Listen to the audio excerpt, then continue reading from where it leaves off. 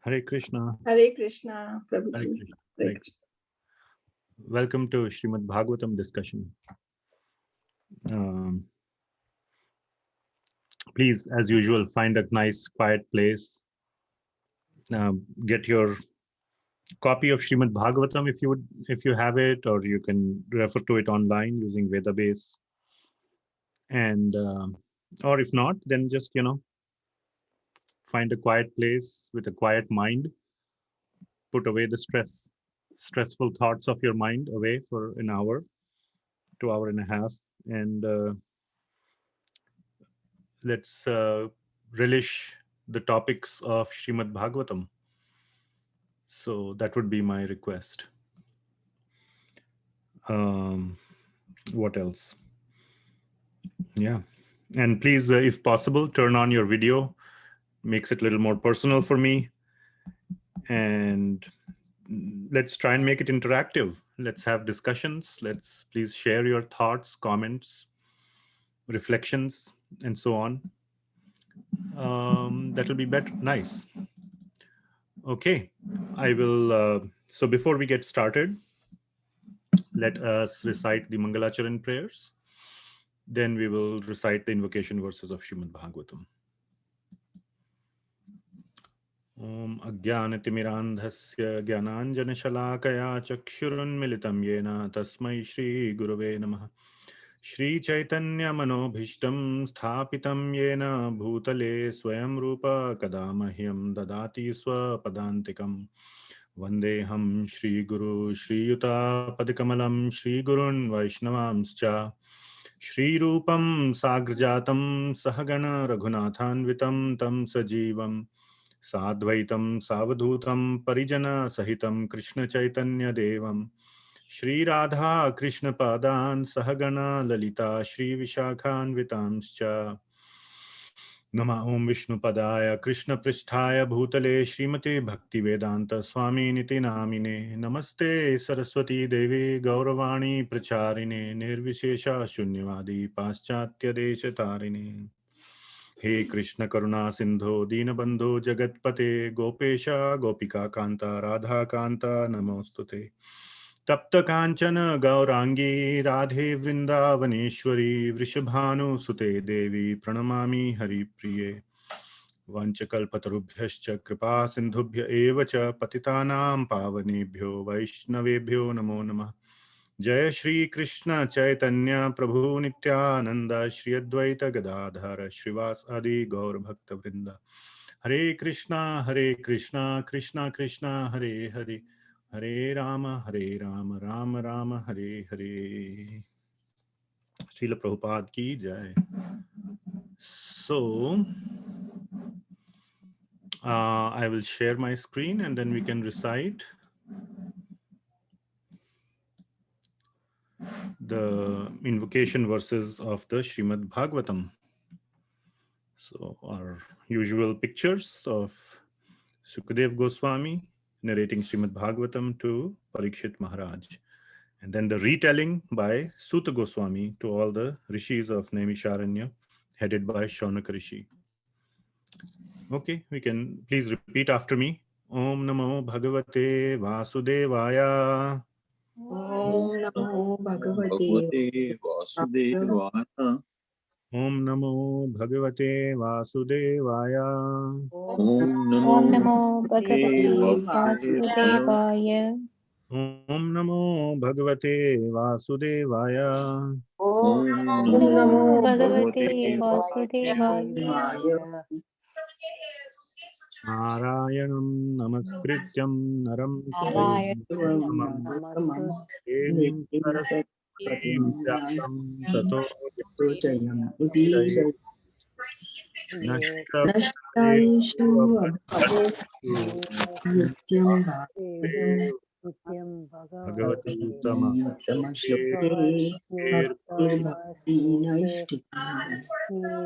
Krishnaya Vasudevaya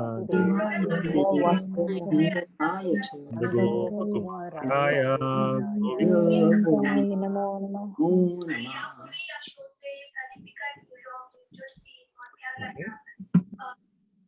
Okay.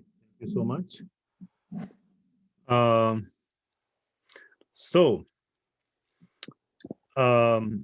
we are in this episode of how Parikshit Maharaj received the age of Kali and his whole meeting with Kali personified, the person Kali in the Kali Yuga, at the beginning of Kali Yuga. And this whole episode is a very major event in the life of Parikshit Maharaj. And therefore, this has been described in these two chapters of the first canto of Srimad Bhagavatam, chapter 16 and chapter 17. So very, very important event in the life of Parikshit Maharaj, and 2 out of the 19 chapters of the first canto have been dedicated to this topic. So that's almost 10% of the first canto, very important topic. So Parikshit Maharaj, like we discussed, so this is the second part of the discussion, and mainly we will be covering the 17th chapter. So very important discussion occurs between Parikshit Maharaj and Kali personified, and how Parikshit Maharaj reciprocates, or what does he do with Kali. So anybody remembers how this chapter starts, or this whole episode starts? How does it start? If possible, shout out, or if you want, raise your hand, or whatever works for you.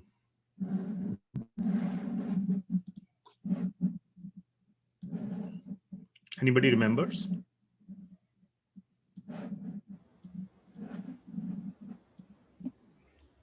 Parikshit saw the bull and the cow talking. Parikshit saw the bull and Bull the and cow the cow. talking. Okay, almost correct. Very nice. Thank you. He saw a little more than bull and cow talking. Little bit more. Okay. Parikshit sees a Shudra hitting the bull. Yes.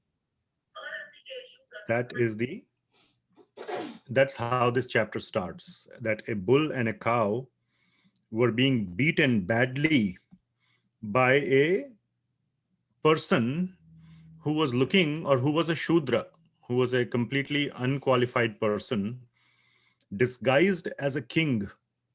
So he was wearing the clothes of a king, but he was a Shudra, completely unqualified to be king.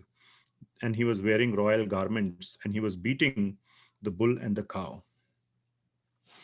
And then it is described that this person is Kali personified, and then Parikshit Maharaj comes at the scene, and then Shaunaka Rishi asks the question that why didn't Parikshit Maharaj just kill Kali? Why did he spare him? And the rest of the whole chapter and the next chapter is largely an answer to that question, that why he spared Kali. So anyhow, the chapter starts with a description of the conversation between the bull and the cow. So we had this, what happened? One second, hold on.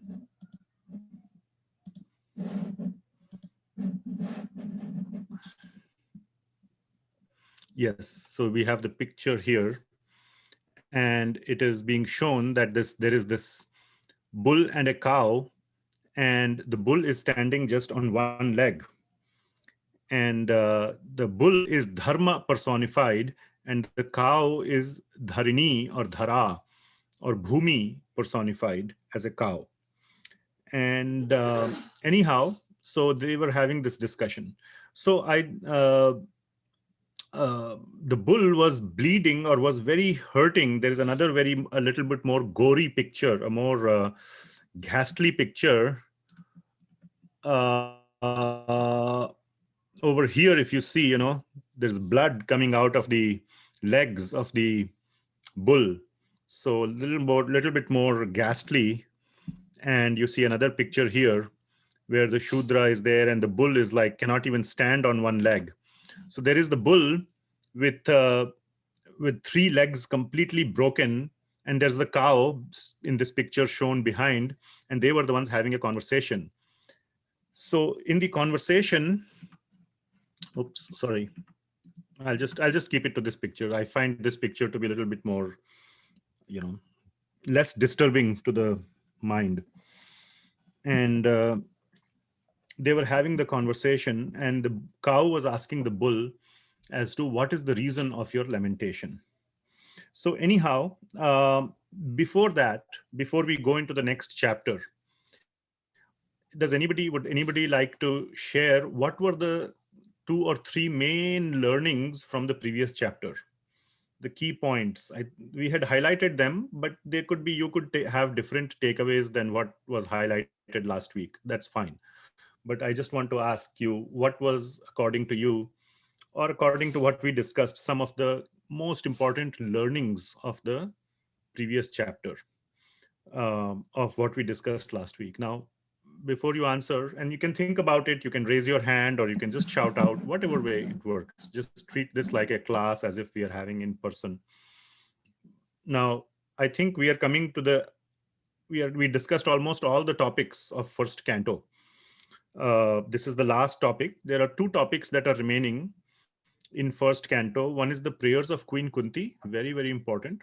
And the other is the conversation of Bhishma Dev with Yudhishthir Maharaj, or the passing away of Bhishma Dev. Both of them are very philosophical, very deep topics. So I will defer them to some later point in time. We will have that discussion.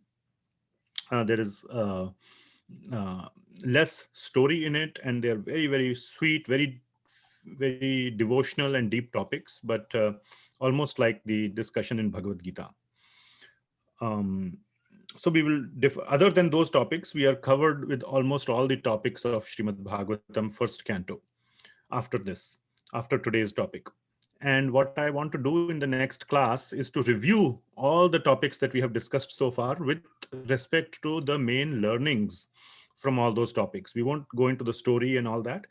As we said, Srimad Bhagavatam is definitely the lot of the stories, and these are not just made up stories. These are real stories, but stories that bring out some very important learnings as well. And that's why focusing on the learnings from these stories is very important. So in that spirit, if you would like, you can start reading the first canto again, and start gathering the learnings. We can have a nice interactive discussion in the future week or 2 to summarize or discuss all the learnings from first canto, at least. And there are unlimited learnings. It's not like we will say this is the only stuff, but we can have a nice discussion. We can spend nice few hours discussing the learnings. What better than that? So just giving a heads up to all of you. So anyhow, so what are the learnings, do you think, some of the most important learnings from the last chapter or the last discussion? Anybody?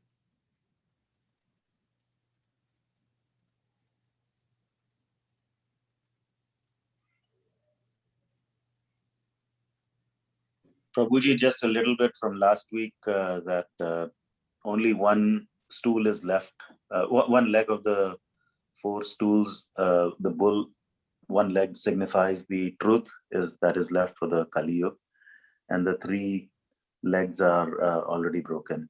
I mean, yes.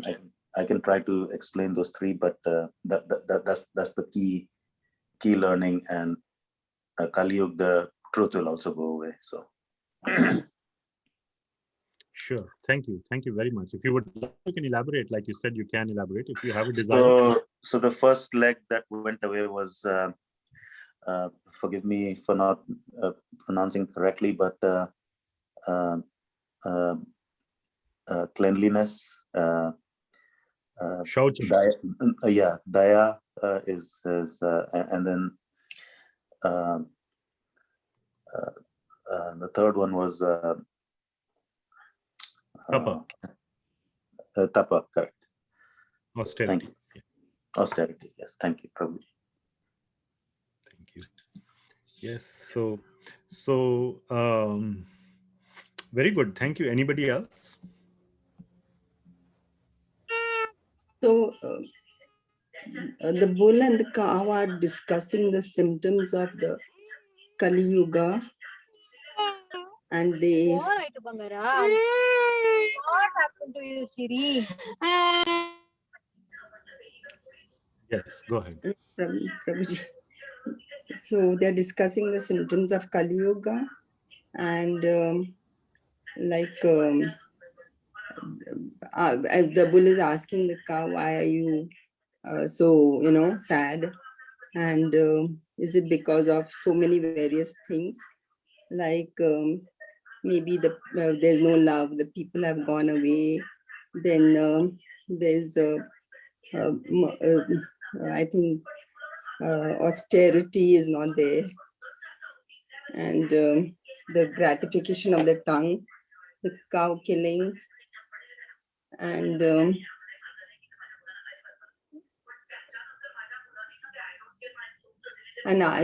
he asks her, are you lamenting because of the famine and drought and things like that?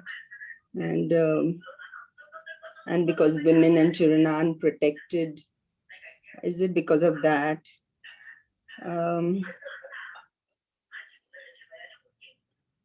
Very nice. And the very nice. Brahmanas are taking shelter of, their intelligent people are becoming rubber stamps, you said, and Brahmanas are taking shelter of Kshatriyas yeah. rather than the other way around. Yes. But And what the is down, very nice. What is the most? Yeah, so this is Krishna very nice. has left this. Is it because Lord Krishna has left, has left the planet? Is it because of that? Very nice. Very nice. Wonderful. So, Yeah. I think I'm not enlisted all, but whatever I can. yes, they are very much. You listed pretty much all of them. Thank you so much. Wonderful. Anything else?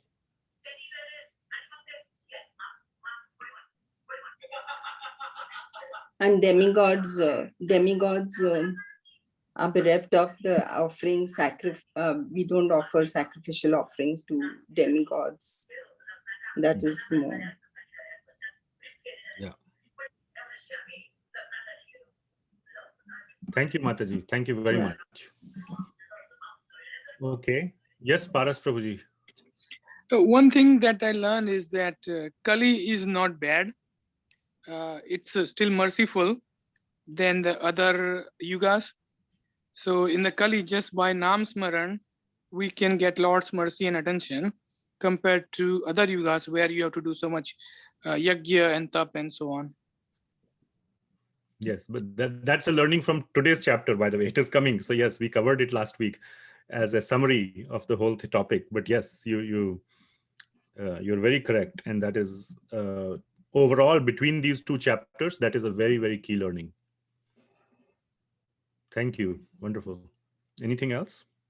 So I think the main learnings have been covered. One is we got to, so when I say learnings, there are two types of learnings which we are accustomed to. One type of learning is informational learning. That, okay, this is information. I know this. It's in the domain of knowing. Then the second type of learning is actionable learning, which is in the domain of doing or being. So knowing versus doing or being. And between the doing and being is more important, because that is governing our behavior, our achara and our swabhav. So anyhow, the learnings from the scriptures that should be taken definitely should be in the domain of knowing. Yes, knowing is very important. Like knowing that these are the four legs of dharma, and many other aspects, that the conversation was happening between Dhara and Dharma, and Parikshit Maharaj arrives, and knowing the whole pastime, that's very nice. But also when we say learning in the form of what we can apply in our lives. And so the main learnings, at least the ones that I had sort of listed out, one was the qualities of Kali Yuga, so that we can avoid those. We can avoid being such a person, or we can avoid doing things that are listed here as the bad qualities of Kali Yuga. So it is actionable in that sense. And then among that, the last one is the most important, which is what Dhara or Bhumi was saying, which is that the separation from Lord Krishna is the main reason for the lamentation of the cow, or of Dhara, because Dhara or Dharti had the maximum association of Lord Krishna. Lord Krishna's feet were always touching the ground or the earth, Mother Earth. So she got the maximum association, and now she is bereft of that association. So as aspiring devotees, we should try to develop the taste for attachment to Krishna, and we should feel that separation from Krishna, because in our current state, we cannot see or feel Krishna's presence. So at least we should feel the separation from Krishna. That hankering should start developing. So that is the learning. That's another learning, to lament the separation of Krishna, or the opposite can be to relish the association of Krishna's name. Krishna's name is no different than Krishna. So when we associate with Krishna's name, we should derive pleasure from it. And developing that taste, or that attachment to Krishna's name, is the learning, so that we don't feel separation from Krishna. So two learnings are there: the attachment to Krishna, and knowing what are the bad qualities of Kali Yuga, so we try to avoid them. There is a third very important learning which probably got missed because it was covered very quickly, and it is a very tiny portion of the chapter. Actually, it's not a tiny portion. If you think about it, it is covered in about 5 verses, from text number 5 to text number 9 of the previous chapter. So I have given you that hint. Anybody wants to say what might be the key learning? So I'm wrong in saying it's a tiny portion. I take that back. It's not a tiny portion. It's 5 verses long, that whole learning, from text number 5 to 9, 5, 6, 7, 8, 9, 5 verses out of about 35 verses. So that's like 1/7.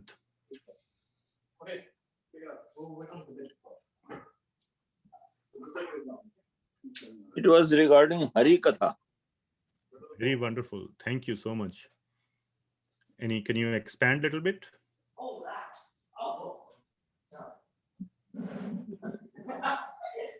Okay. We should continue with the Hari Katha during the period of this Kali Yuga. Yes. Go ahead. That's all. Yes, very wonderful, wonderful. So Shaunak Rishi, as soon as he asks the question that why didn't he kill Kali, and it is described in the commentaries of the Acharyas, who can, read through the mind of the Lord and can see more details that happened. They said that moment Shaunak Rishi asked this question, he felt like, what am I asking? Why did he kill Kali? And this is all at a material level. And then immediately he added to the question. Now, this part is not there. We don't know what Shaunak Rishi was thinking, but Acharyas know what Shaunak Rishi was thinking. So they describe the moment he thought of this, he added this next line: please only tell those portions which are relevant to the topics of Lord Krishna, or which relate to Lord Krishna. So he added that line.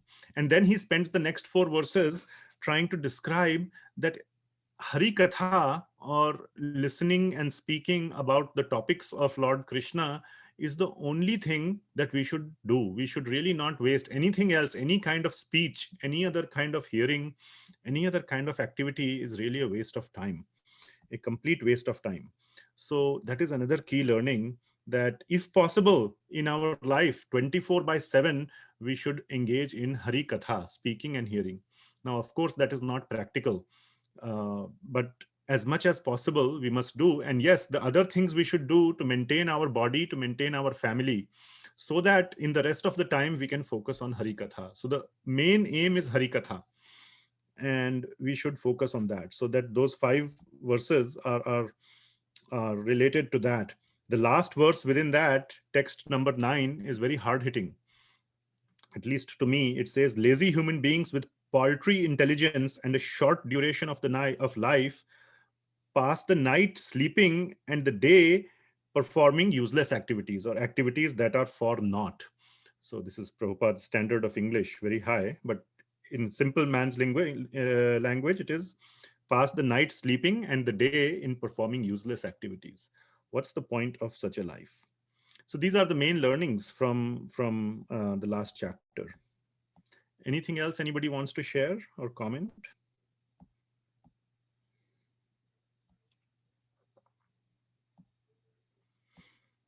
So 11 symptoms of Kali are described, of Kali Yuga, and then 40 qualities of Lord Krishna are also described, where Dhara, or the cow, is describing how beautiful and how wonderful Lord Krishna is.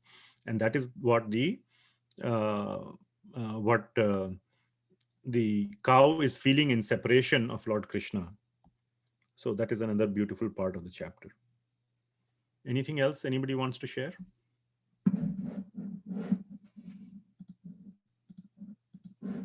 Okay, if nothing, I'll so now in this scene, next question, let me ask, I'm again trying my best to make it interactive as possible.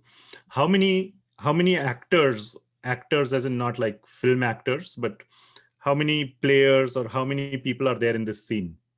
If you were to kind of write a drama script for whatever is going on right now, how many people would you need? Or how many people are there on the stage?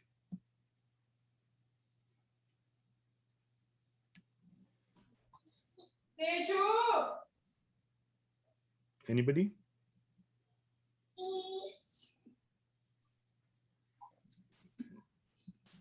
Okay, I'll make it a multiple choice. The answer is 2, 3, 4, or 5. 3. 3. Okay. Who are the 3? Okay, well, I'm now going beyond the question. Sorry.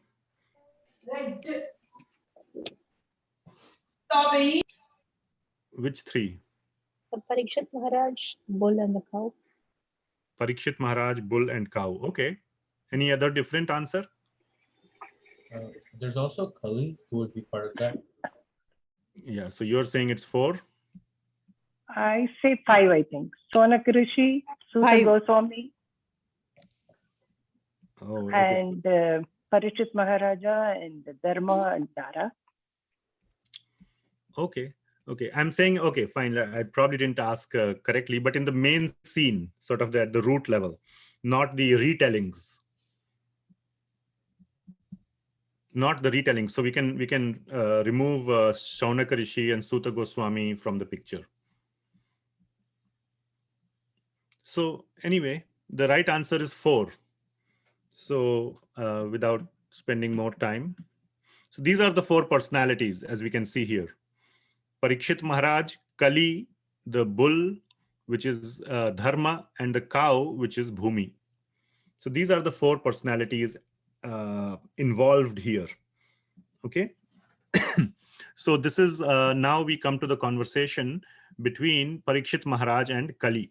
That is first with Parikshit Maharaj and Dharma, and then with Kali. Very beautiful conversation. So we will start our discussion here. So please remember this picture. There are 4 players or 4 actors, 4 personalities involved in this whole discussion. Okay. So the last chapter ended with the entry of Parikshit Maharaj into the scene when Dhara and Bhumi were talking. And before that, they were being beaten by Kali. So there were those personalities, and then Parikshit Maharaj enters. So here, one of the main learnings from this chapter is, what are the duties of a king or of the main ruler? And we will talk a little bit about kingship and things like that.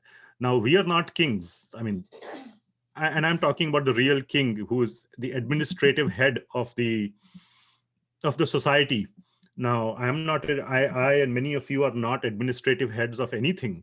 Maybe we can call ourselves administrative head of the family, but really the discussion here is that of society or of some, a community, whether the community is a state or a city or a country or the whole world, but of some leader of the community. And what are the qualities of such a person? That is one of the key learnings. There are many other key learnings. Such as what I think one of the devotees said, was it Shankar Gupta Prabhu or somebody else said that, Paras Prabhu said, I think, that what are the good qualities of Kali? We will discuss that as well. So very nice topics will be coming up today. So I'm going to stop sharing. Please remember these 4 personalities in the scene. Okay. So this chapter starts with Parikshit Maharaj entering the scene, and he sees this lower caste Shudra person is dressed as a king. Now, that is what is happening these days in Kali Yuga. We do not find any leaders, any kings, any executive branch, administrative branch leaders who are so righteous, so dharmic. They're all rogues. They are like Shudras, everybody. And, I'm not referring to any one party, political party, Republican, Democrat, conservative, liberal, centrist, this, that. They have their flaws. And they're all trying to be the king or the leaders of the people. That is not this is a clear symptom of Kali Yuga. And they were beating, and this Kali was beating the cow and the bull with this club, which was shown in the picture. So, and the bull and the cow were afraid of this. So imagine dharma. Bull is dharma personified. He is afraid of of Kali. So what a degradation has happened, that dharma himself is afraid, and dharati or dhara is also afraid. And this bull was trying to stand on one leg because Kali was beating him and was demanding you stand, like, when you punish a child, you say stand on one leg or something. And the child is like, he's so afraid, he's trying to stand. So this bull was trying to stand on one leg, and he was trembling and urinating out of his immense fear. He was, so fearful of Kali. And the condition of the cow was no better. So here it is shown what is the deteriorated condition of a cow. And one of the most things that I kind of was very touched by is that the cow was hankering for some little grass in the field. Small amount of grass. A cow should never feel bereft of eating some grass. Cows should be left free to eat as much grass as they want to eat. So we see this even today, and today if you go to the store and want to buy milk, which is grass-fed milk or grass-fed cow milk, that costs 3 times more than normal milk. That itself tells us that the milk, which is the cheaper one, the cows are not being fed with grass, because the grass-fed milk is 3 times more expensive. What they must be feeding to the other cows, God only knows.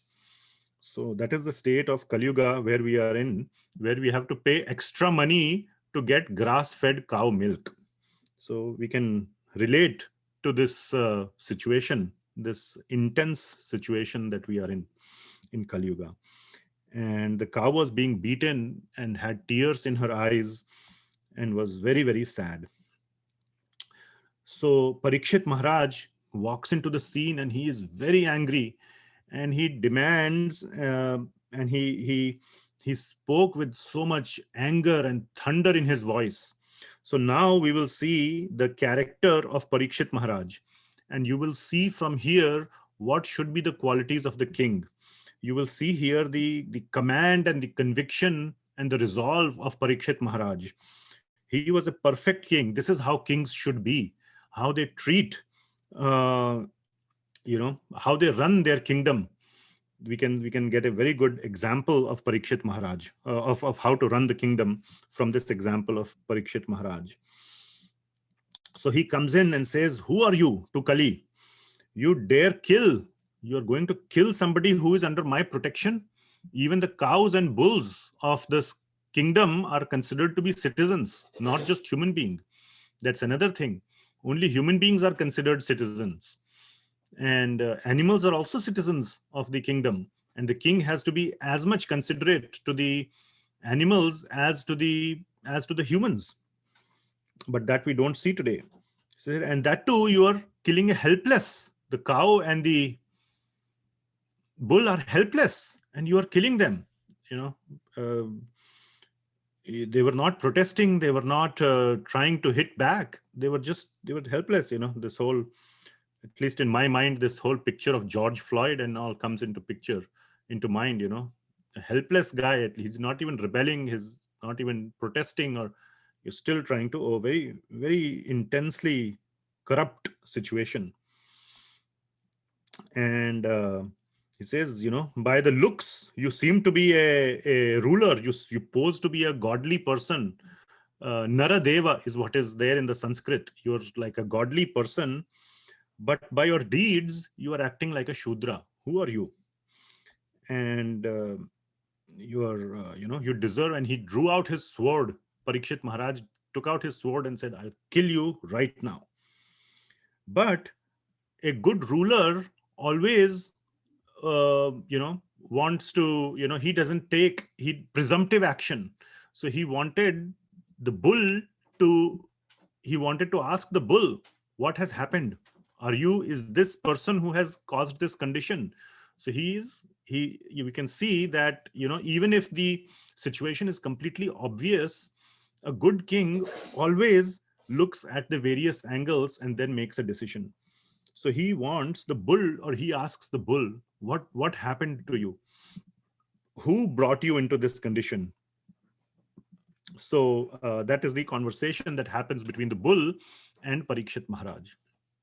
So before that, I just wanted to go a little bit into this concept of monarchy as a system of governance.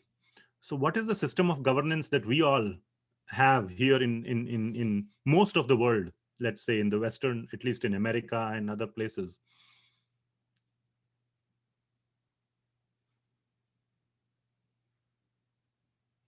Democracy. Democracy, yes, very good. So it's a good system. It's proven to be a very effective system, at least over the last many years, 250 years, at least in this country. It has succeeded largely, but it is still an experiment. It has outlasted other forms of governance, but there is no guarantee that it's a very good system. Neither is monarchy. So Parikshit Maharaj's system was a monarchy, and these days, largely there are no monarchies. Yes, you can say Britain is a monarchy, but that's a monarchy in name only. It's also a democracy. All the executive powers reside in the democratic leader, not the monarch. So anyway, but democracy is also susceptible to failure. Does anybody know of any striking example?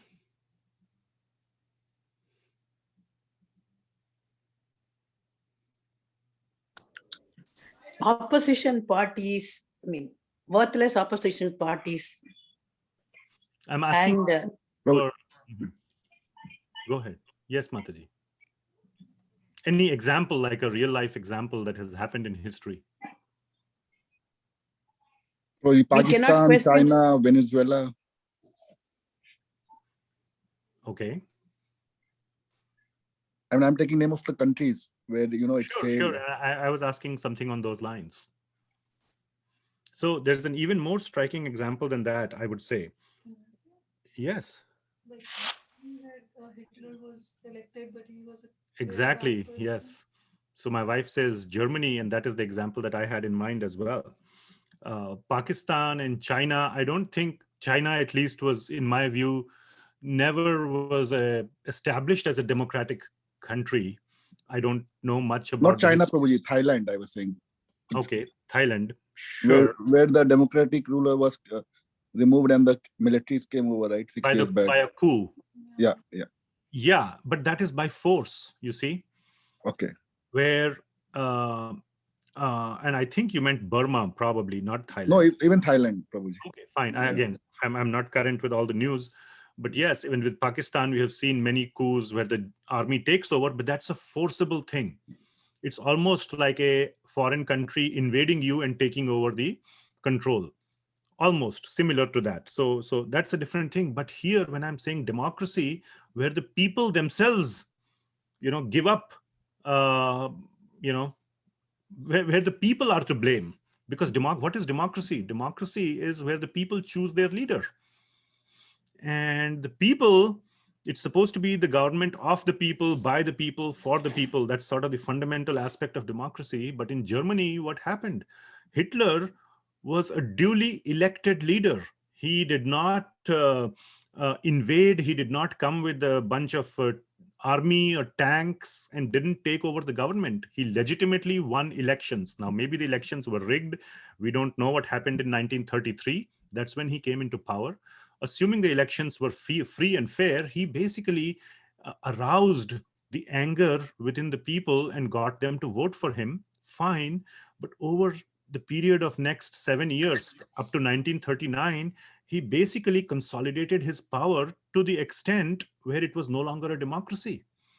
By coming up with kind of various kind of laws and various kind of political laws where it's very easy to oppress your political opponents, jail them, and basically convert a democracy into a monarchy or an autocracy. And for that matter, technically speaking, even North Korea is a democracy.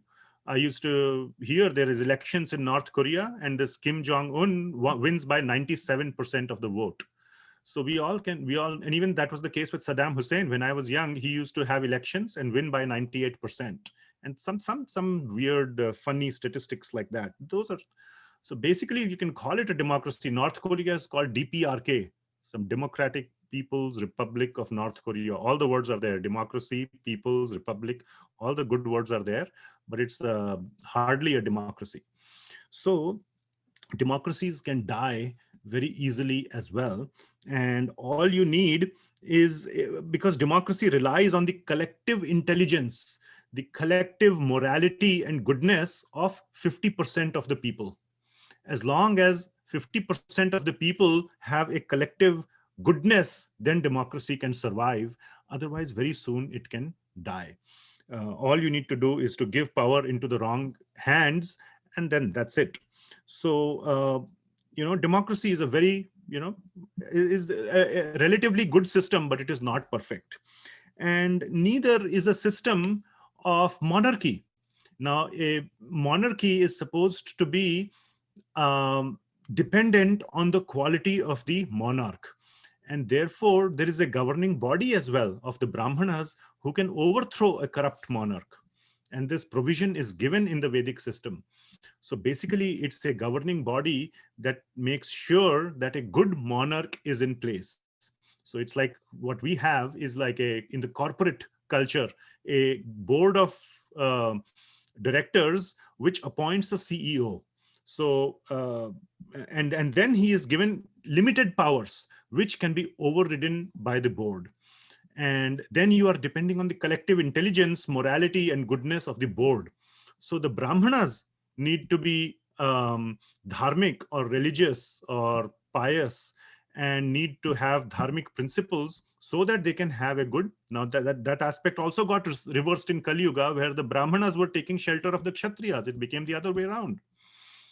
And this was also the political concept in the so-called Soviet Union or the communist era, where the Politburo was supposed to be the one that elects the leader, the supreme chancellor, or whatever was the name of the head. but then that person becomes so powerful that he becomes the leader of the brahmanas, so to say, or the community that is supposed to keep him in check. So basically, you know, all these systems are there, but the best system, the Vedic system, is to have a group of brahmanas appoint a monarch, and then it is the duty of the monarch to find a suitable successor, and that successor also is subservient to the body of brahmanas. This is the Vedic system. And anyway, coming back to this topic, Parikshit Maharaj was a perfect king, and he was ruling his kingdom. Even though he was a monarch, he was ruling the king in the best possible way.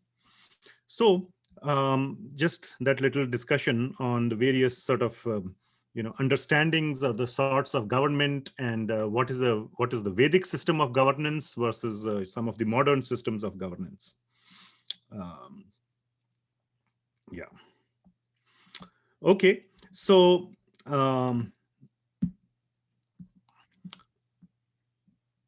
so then Parikshit Maharaj asks the bull, "Who are you? Are you some?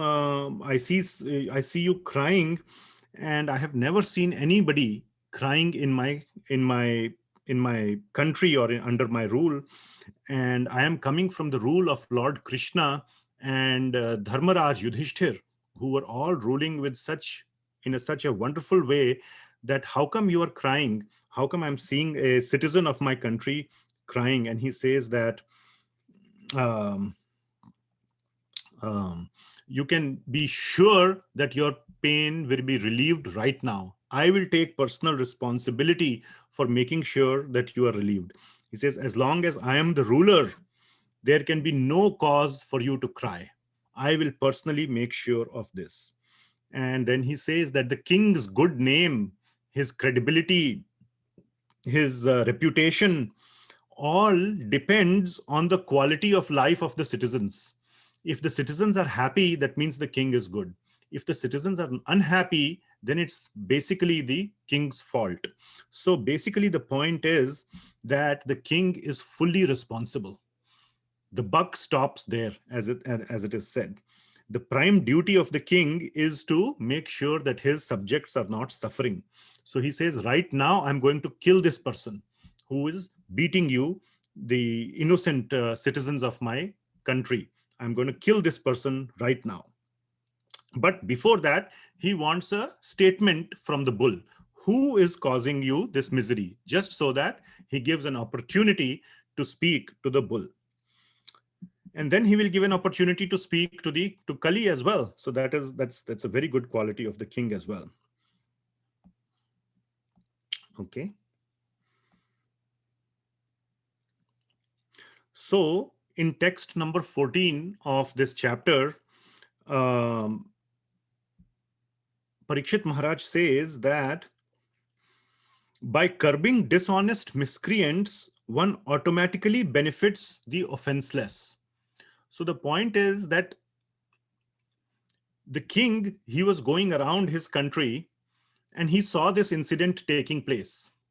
Now, it doesn't mean that the king has to personally deal with every single citizen's suffering, because this country is very large. How long, you can think, how long will the king go around fixing every individual's problem? It is not scalable.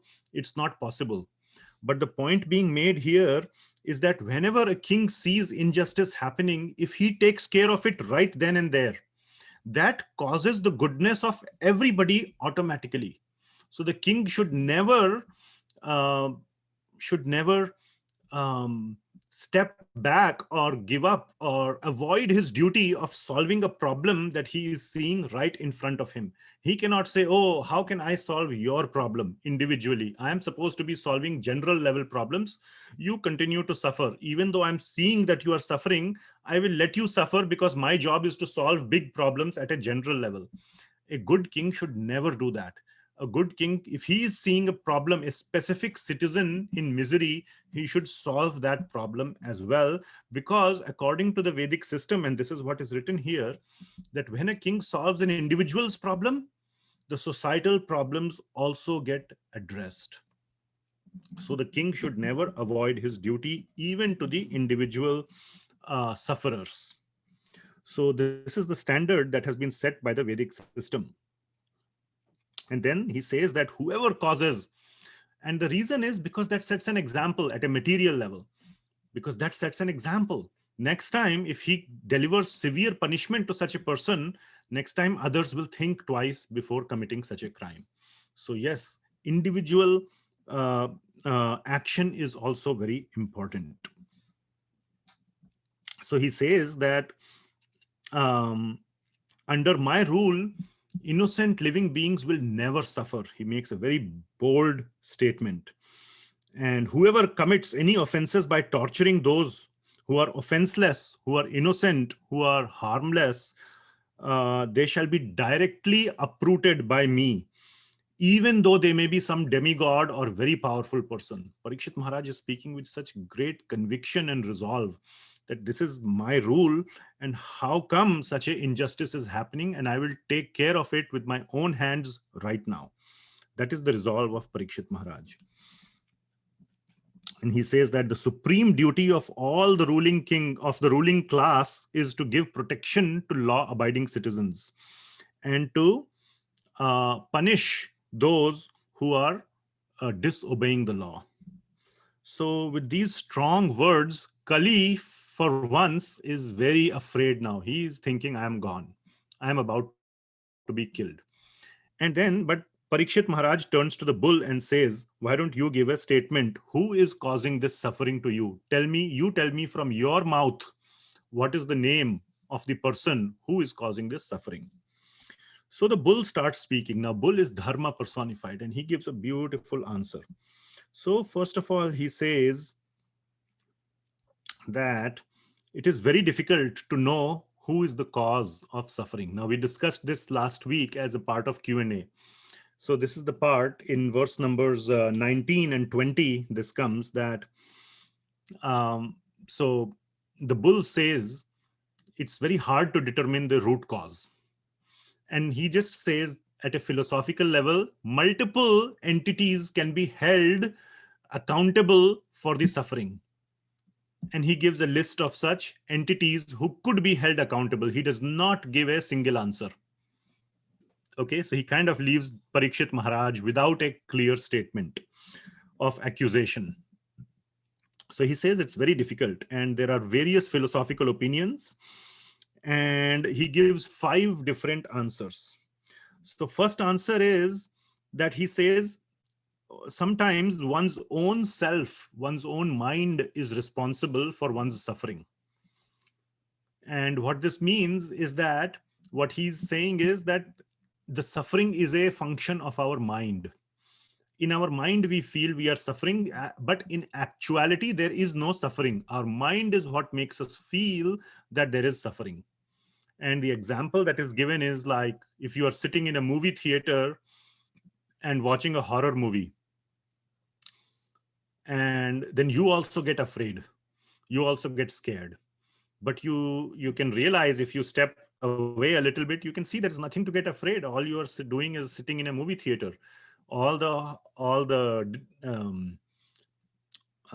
scary scenes are only on the screen. They are not real, but still you feel scared. And the reason is because of our mind. Our mind makes us feel like that. So that is the cause of one's suffering. In the same way, the real suffering may not be there. Our mind makes us perceive that there is suffering. So that is one cause. The second cause is that there is some superhuman power, some daivi, some supernatural. It could be God himself, or it could be the demigods, one or the other, but they are the cause, as if they are malicious, they are evil. They get some kind of sadistic pleasure in giving us pain. So there is this philosophy as well, that the gods are almost playing dice. They like somebody, they dislike somebody, and they give pleasure like free of cost to some people and give pain to some other people, like a sadist. So that is another, just for no reason, the supernatural powers are awarding pleasure and pain. Then karma is the other cause. so that our activities, this whole system of karma is working for some people in favor and for some people against them. The fourth cause is Prakriti, nature itself. What exactly it means is not clear, but one's nature, whether it is the material nature or personal nature, Swabhava. So that is also the cause. And the fifth cause is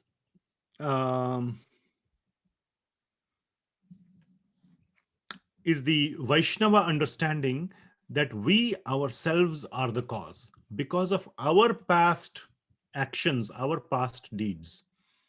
We take responsibility that there is some reaction we are getting for our past actions. So these are the various reasons that he ascertains, and then he says to Parikshit Maharaj, you can judge by yourself. I am not going to point out a culprit. You can judge as to who is the cause. So Emperor Parikshit, Maharaj Parikshit, was very impressed by this answer. He says, wow, you cannot be a bull, just an ordinary bull.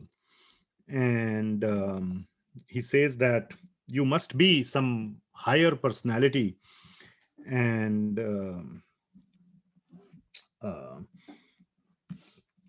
then Parikshit Maharaj tells the bull that the Lord's energies are inconceivable, and yes, nobody can estimate what are the Lord's energies, what are the Lord's plans.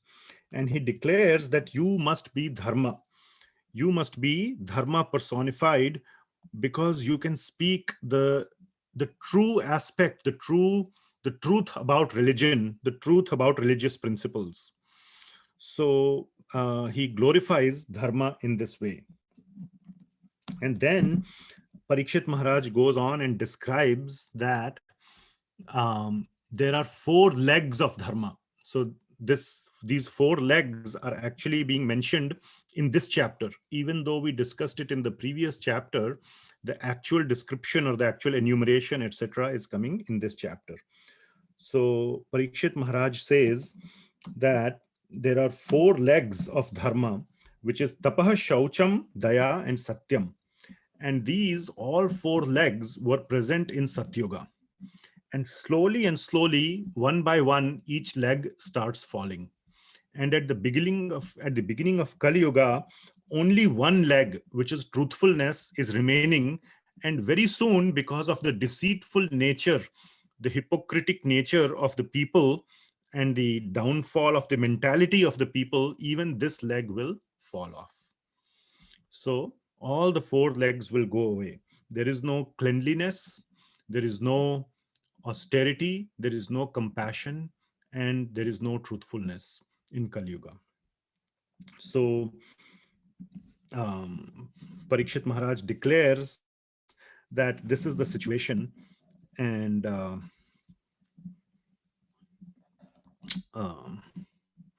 he also agrees that because Lord Krishna was present, all the 4 legs of Dharma had been restored.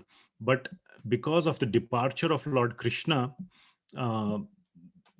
Dharma again lost its legs. So in this way, he speaks to Dharma.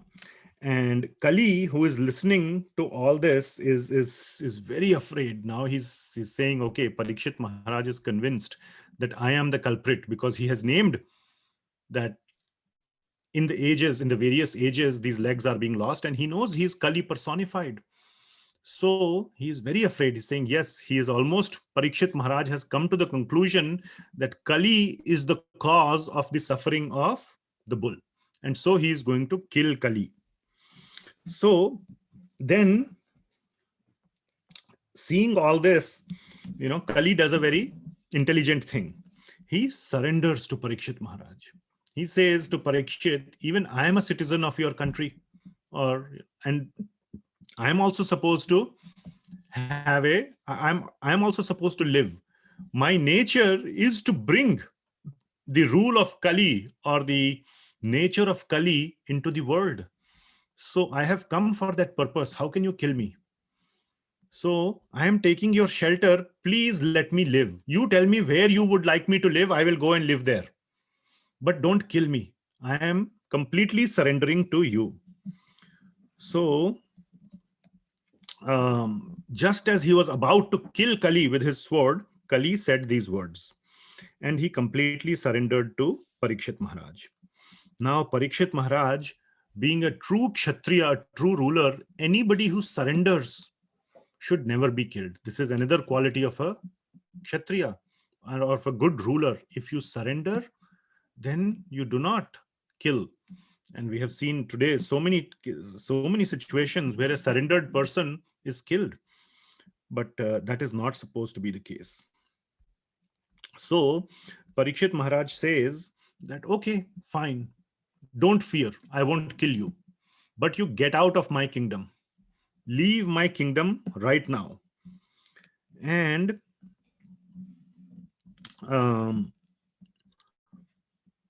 being the what is known as adharma bandhu, you are the friend of irreligion, adharma. I cannot let you live in my kingdom. You get out of here. And then he says that in the 32nd verse, he is describing the qualities of Kali Yuga. He's saying that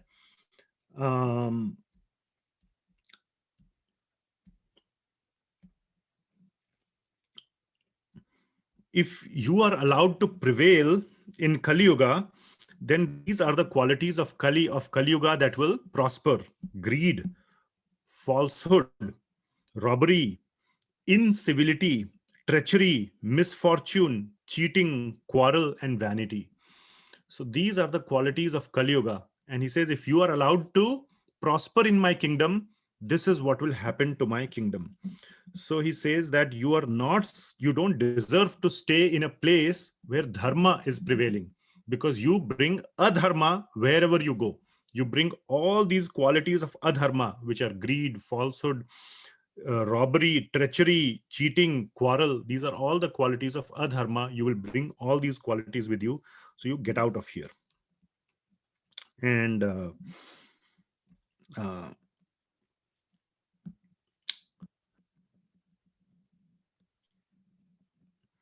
so you go and live in a place where there is no dharma. So then Kali says, in your kingdom, everywhere there is dharma. There is no place where there is no dharma. You are such a wonderful ruler that you have established dharma in every nook and corner of your rule. So where shall I go and live? I have to go and live somewhere. So you only tell me where I should go and live. And this brings us to a very, very important verse in the Srimad Bhagavatam in this chapter. that is verse number 38, where Parikshit Maharaj says, okay, you can go and live in a place where gambling is going on, or where drinking is going on, or where prostitution is going on, or where animal slaughter or animal killing is going on. You can go and live in any such place where any of these activities is happening. So this is given in the 38th verse of the Srimad Bhagavatam. And these 4 activities that are being mentioned here are the 4 regulative principles that have been established by our acharyas, that all vices start from these 4 qualities or these 4 actions: gambling, intoxication, illicit sex, and animal meat eating. All bad qualities start from this place. So this is given directly in the Srimad Bhagavatam, verse number 38 of chapter 17. And these 4 relate to the 4 legs of dharma. Gambling is translated as dyutam. That is the translation of gambling. And that is related to satyam or truthfulness. Then drinking or intoxication is called here as panam. Madira panam, but the word madira is not given, but panam. Panam means to consume alcohol or intoxicant. So that is related to austerity or tapa. The third one is um, stri,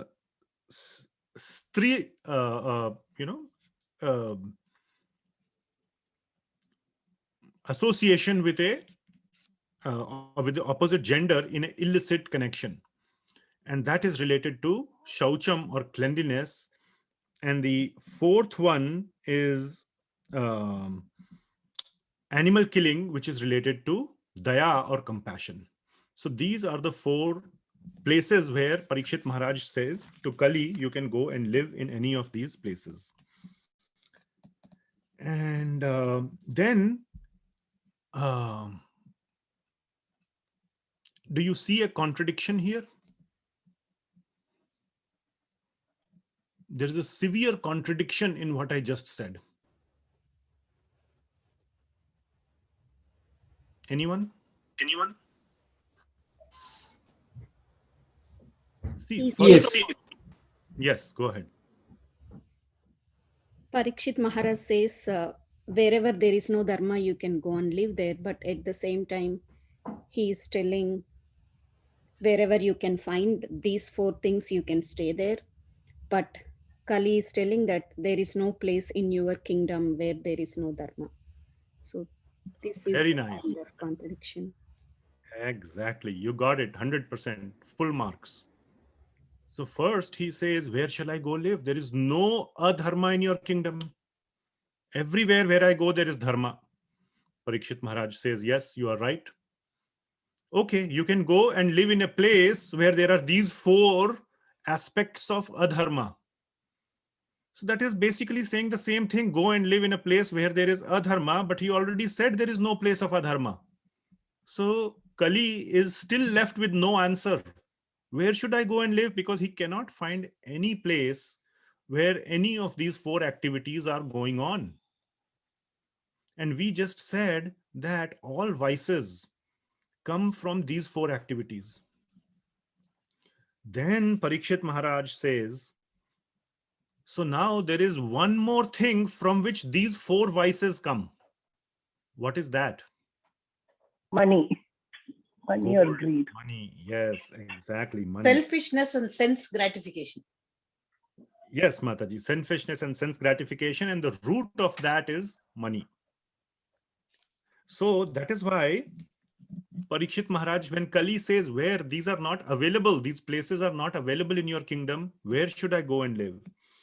Then Parikshit Maharaj says that, okay, you can go and live in a place where there is gold, where basically there is wealth. Because wealth gives rise to all these four bad qualities.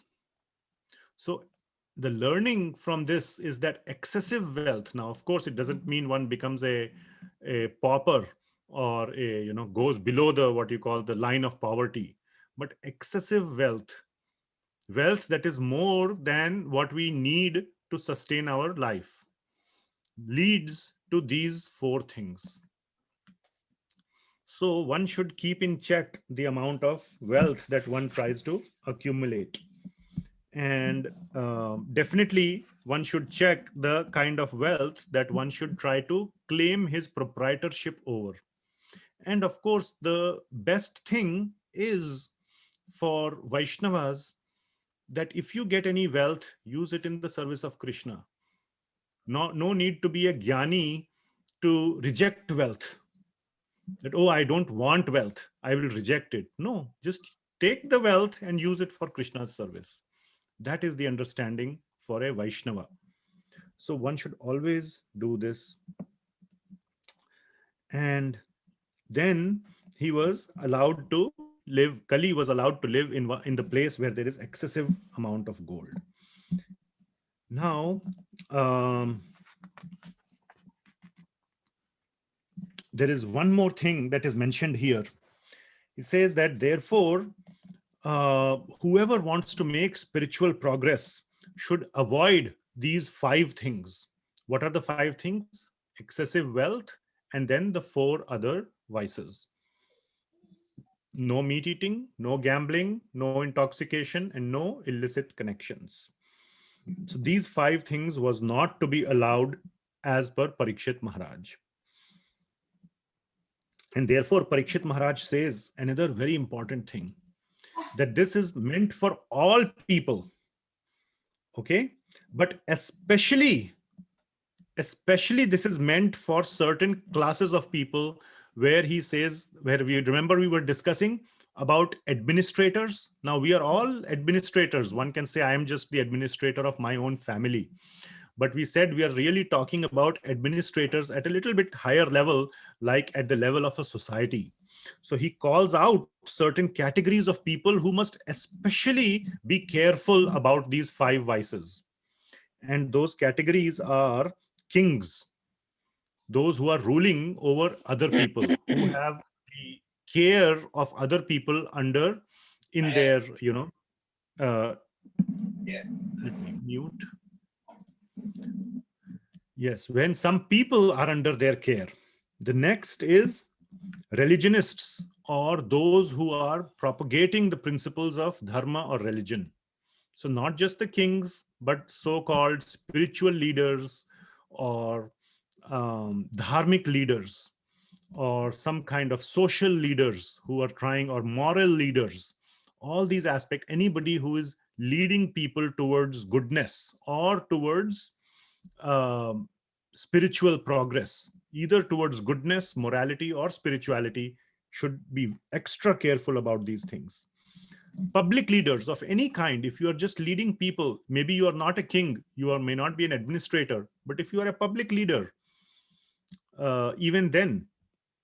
And then brahmanas, specifically brahmanas, because they are supposed to set an example for society. They are the ones who lead the intellectual, they are the intellectual class who give wisdom to the society. And the 5th category is sannyasis. So kings, religionists, public leaders, brahmanas, and sannyasis. These are the 5 categories that are mentioned, who especially should stay very careful, who should completely avoid association with these 5 vices. Okay.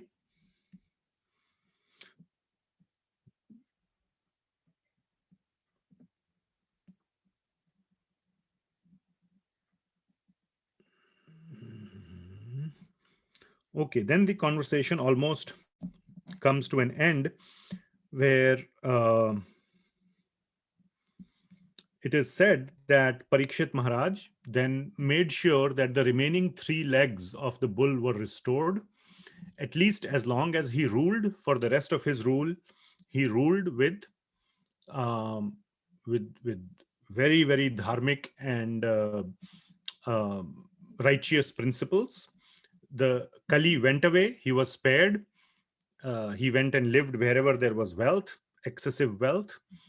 The legs of dharma were restored, and he continued to rule with the same principles as set by Maharaj Yudhishthir, his grandfather.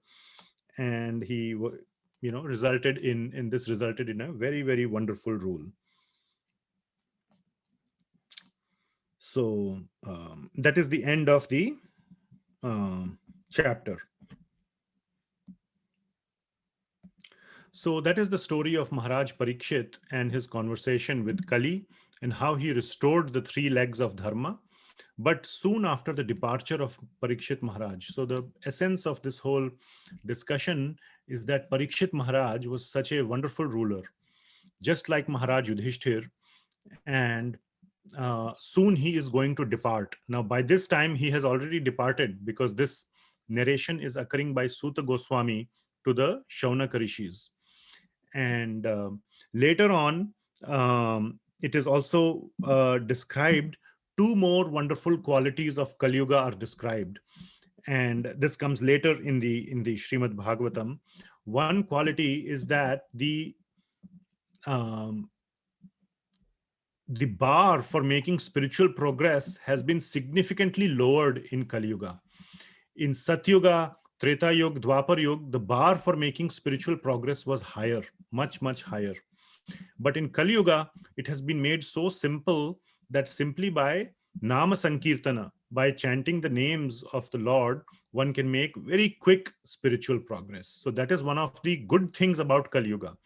And it is also mentioned in Srimad Bhagavatam that many, many demigods, many great personalities are waiting for Kali Yuga to happen so that they can take birth as a human being in Kali Yuga and make quick spiritual progress, because the standard for making spiritual progress is so low. So it's like, almost like a lottery ticket that where you're assured to win.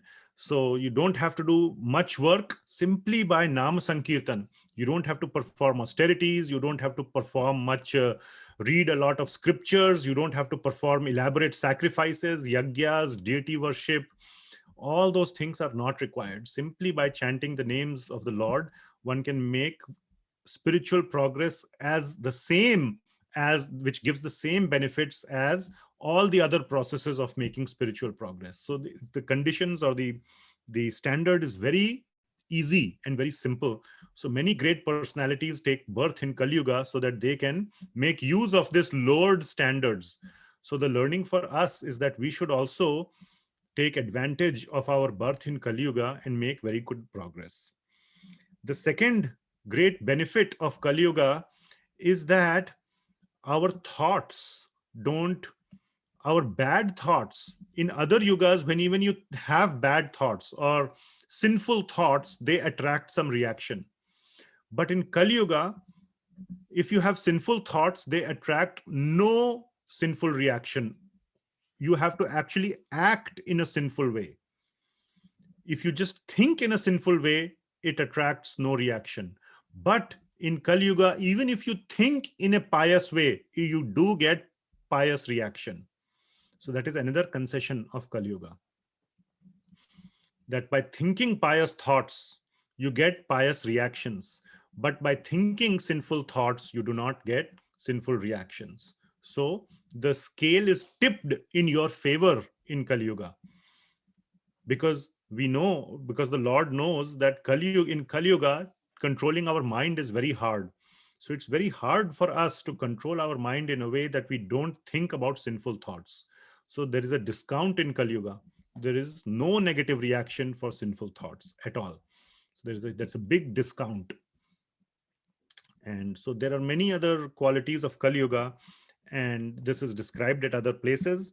And when Kali personified makes this case, then Parikshit Maharaj gets convinced, okay, I will let you live, but you go and live in these places.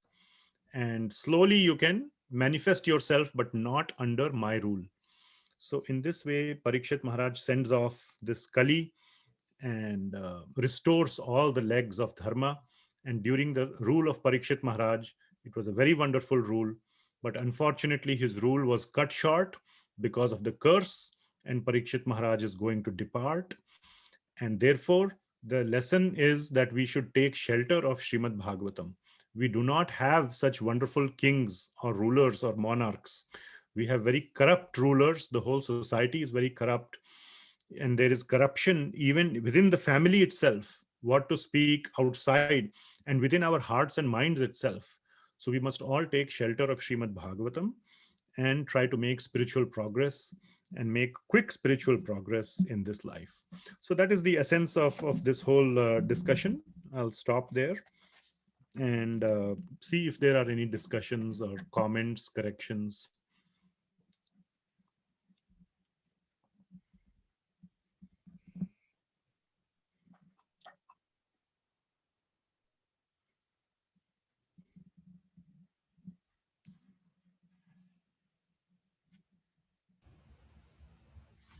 Prabhuji, you have mentioned that when Bull was asked by Parikshit Maharaj, like, what is the cause of your misery or suffering? Bull has mentioned like 5 different things. Like, it's not a single thing why I am suffering, but I have and the bull has listed 5 different things, right? Out of which one is karma and the other one you have mentioned as our own actions. So, but my understanding is that karma is reaction of our own actions, right, Prabhuji? So can you please elaborate a little bit more here? Why exactly there are 2 things specially mentioned, both karma and our own actions? Yes, very good question. Even I had the same doubt when I was reading. So I went and did some more research on this. Okay. So on karma, it is the karma means that it's the law of karma that is supreme. The law is supreme. Okay. Are you getting it? Yeah, yes, Prabhuji. The law is supreme. Whereas the Vaishnava understanding is that the lawmaker is even more supreme than the law. Okay? So the lawmaker is supreme, not the law. Do you understand the difference? Yes, Prabhuji. Okay. And for Vaishnavas, and that's why I said, for Vaishnava, the understanding is that I am the doer. Now, I skipped over this aspect. But when I am the doer, what is the meaning of that? Or I am the cause of my suffering. What it means is that one takes the responsibility. It is a person who is taking the responsibility of the reactions. Do you understand? Yes. Whereas in the other case, the law is forcing you to suffer. The law is very heartless. Whereas in this case, you accept that, yes, I am the one, so I cannot blame the law. I am the cause. And the lawmaker is supreme. That is the other aspect, that one understands that if I surrender to Krishna, if I become a devotee of Krishna, then Krishna will interfere with the law. He will override the law and reduce my suffering. He will give me either a token suffering, or if he is giving me the suffering, it is so that I can become a better devotee of Krishna. So basically, the higher principle is the lawmaker. And a true devotee of Krishna does not want to burden Krishna to reduce our punishment or our reaction. He is willing to tolerate the full reaction of his past actions. He does not want the Lord to interfere, but he wants to become a devotee of the Lord. And as a result, the Lord anyway interferes even without asking. The devotee does not need to ask. The Lord anyway, as a matter of his loving reciprocation, he intervenes. But the devotee does not demand, see, I have surrendered, now you must intervene. So basically, this is a loving relationship between the devotee and the Lord is the lawmaker, and he is more superior than the law that he made. Whereas in the karma philosophy, there is no question of the creator or the owner or enforcer or the the author of the law. The law is there, and that is the highest, and it will work in a very brutal way. Does that make sense? So the fifth understanding is a more holistic and a more complete understanding than the law of simply the law of karma, where the law is supreme and acts as in a like a blind way. Like we see, the law in the courtroom or something, that lady is holding a scale with a blindfold. So that is the karma aspect.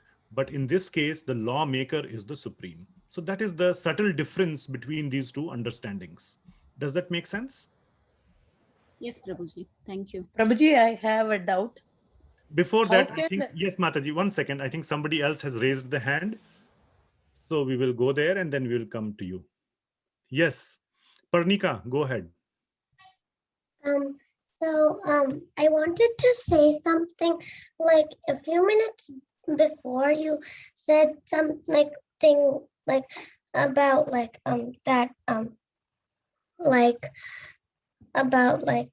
like people accepting the money using for Krishna consciousness. So I have an example for that. So in the like a few classes before in the Friday Bhagavatam class, we were talking about Radha Kund, and then I forgot the devotee's name, but like he used the money that someone gave him to make Radha Kund like more bigger.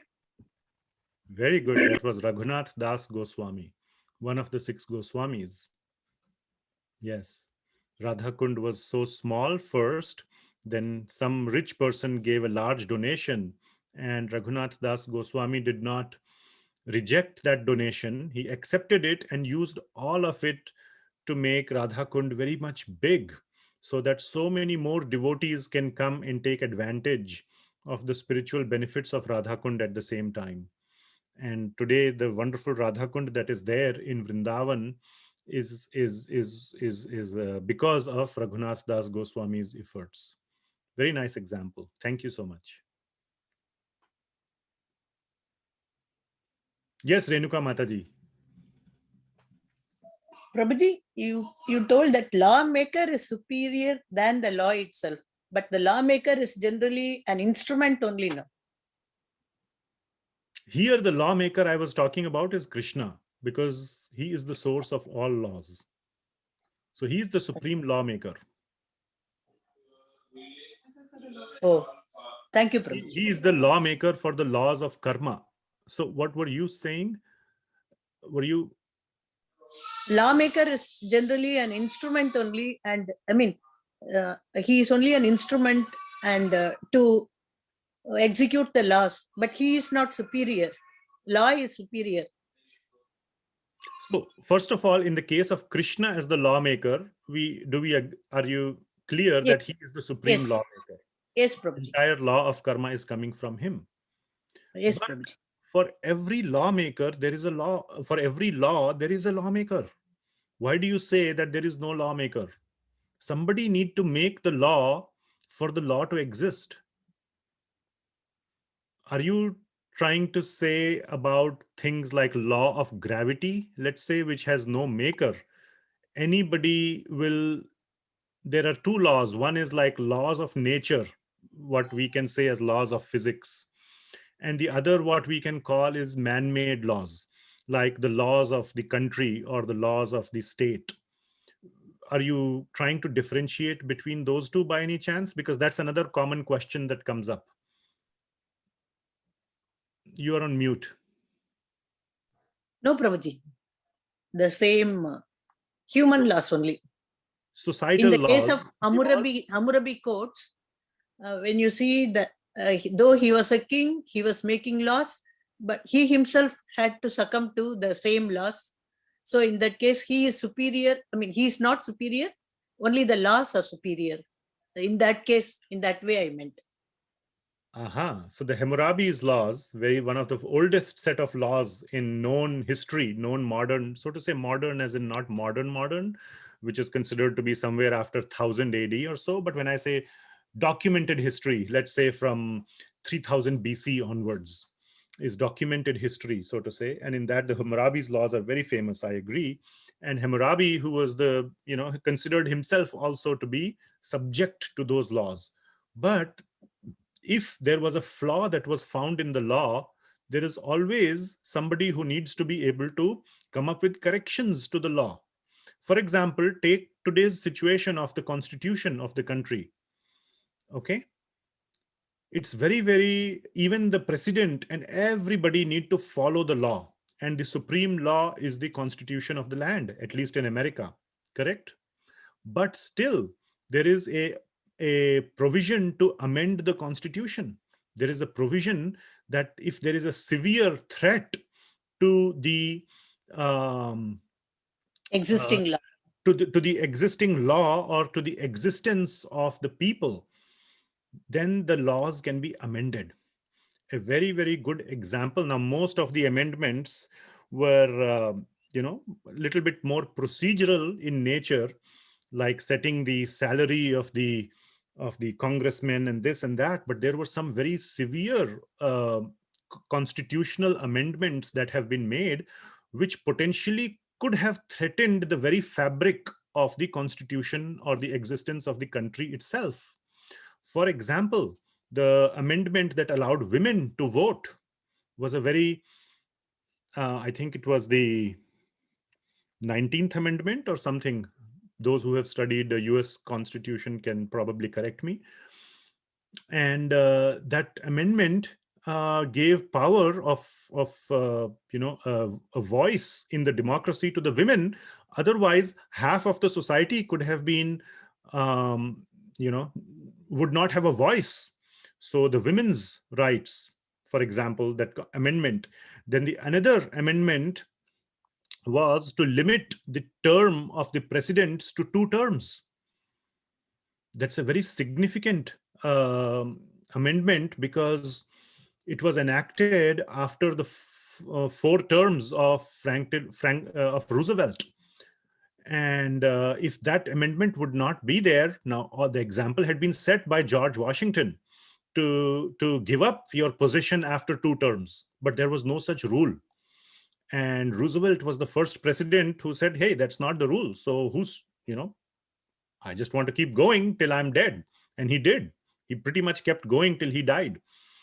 But it was considered a threat, because it could very much devolve into a dynasty situation where a ruler keeps ruling till he is dead, then his son takes over, and it could become a funny democracy like North Korea or whatever, after Kim Jong-un or whatever his father's name was, then Kim Jong-il and whatever. And you can still keep having mock elections, but it's no longer a democracy. And so term limits is a very good thing. So such things have happened in the amendments, which were realized to be threats to the very democracy itself. So there is definitely lawmaker. It may not be a single person. It may be a body of persons, but definitely there is a lawmaker. I don't know that much history about Hammurabi, but there is always a provision to amend the laws for the right purpose. Thank you, Prabhuji. In the case of Krishna, I understood. Yeah, he is the supreme lawmaker and he's perfect. There is no defect in his laws. So whatever laws he has made are completely perfect. There is no need for amendments. So that is a completely different situation.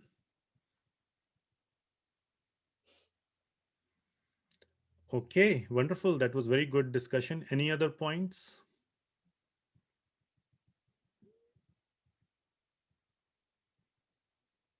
All right. Thank you so much. So next week, we will cover some learnings from the past from Canto 1, sort of a learnings review of last many classes and topics. So please be ready for that. I'm hoping to look forward to an interactive session.